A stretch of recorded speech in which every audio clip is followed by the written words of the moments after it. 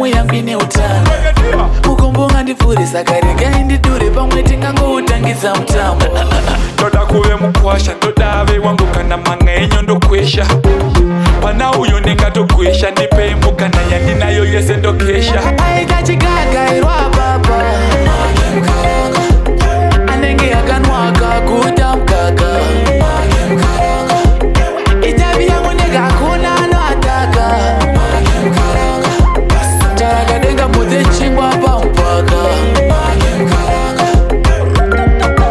Echo apa, echo uko, echo apa, echo uko, echo apa, echo uko, echo apa, echo uko. Left right center ngachiwaura ndiano dziyamo chando kunge mbaura kuti musiyere sindingapakaura tapiye mumovie munhu wemutv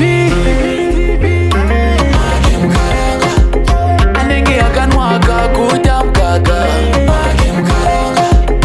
Itavi yangu ndegakuna anoataka.